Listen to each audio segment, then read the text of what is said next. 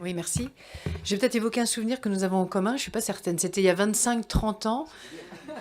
C'était incroyable. Vous allez le reprendre au bon et en faire quelque chose aujourd'hui, 30 ans plus tard. Non, c'est Toulouse. C'est ça. Vous deviez être dans la foule, ou alors sur le... Je veux parler de Toulouse qui avait gagné le bouclier de Brennus, alors je sais plus quand c'est, hein, 25, 30 ans.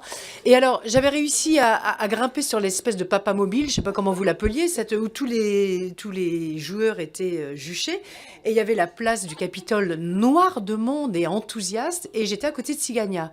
Donc ça date de quelques années. Ça ne nous rajeunit pas. Et je me rappelle, bah non, bien sûr. Et alors je lui avais dit, vous vous rendez compte, alors je pense qu'il avait trouvé ma question un peu curieuse, comme vous peut-être aujourd'hui aussi, je lui avais dit, mais vous vous rendez compte de la puissance que vous avez, vous pourriez drainer tous ces gens enthousiastes derrière le ballon ovale vers une cause humaniste, le vivre ensemble, le respect, une vraie société un petit peu, bah voilà, réunie. Et alors aujourd'hui nous y sommes, on ne sait plus quoi faire. On ne sait pas comment réinventer le lien social, le vivre ensemble, les valeurs et la cohésion. Et le rugby, c'est tout ça, l'école de la vie. Alors, moi, je vous sais engagé dans de belles opérations de quartier sensible. Pourquoi ne pas généraliser cette pratique? Vous perdez des milliers de licenciés de moins de 14 ans, vous nous l'avez dit tout à l'heure. Et nous, dans nos quartiers sensibles, on a des milliers de jeunes de moins de 14 ans, totalement désœuvrés, qui ont besoin d'un sport violent pour canaliser leur propre violence. Non mais, alors, certes, ils préfèrent le foot. Non, mais ils préfèrent le foot. Mais de toute façon, ils ne peuvent pas se payer la licence, ni de rugby, ni de foot. Il n'y a pas assez d'argent.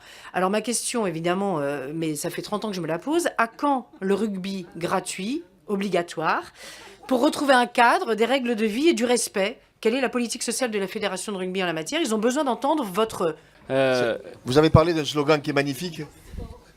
Vous avez parlé d'un slogan qui est magnifique. Rugby, école de la vie. Nous, on y tient beaucoup. Moi, quand j'étais à l'école de rugby de Gaillac, c'était marqué dans mon vestiaire. Le rugby, c'est l'école de la vie. Donc, effectivement. Et quand j'ai proposé à un président, il faut rendre obligatoire le rugby à l'école, on m'a pas suivi. On m'a dit non, non, non, c'est pas possible. Ça. Et pourtant j'y tenais.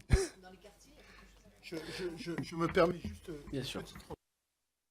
c'est que il a été développé dans le cadre de la préparation de la Coupe du Monde 2017 des initiatives dans les quartiers. Et aujourd'hui, nous avons un joueur qui s'appelle Malik Amadash, qui est aux portes de l'équipe de France, puisque je crois même qu'il est dans le groupe pour la tournée, qui est un joueur de Pau, qui est un joueur qui était venu au rugby par l'intermédiaire de ces opérations dans les quartiers.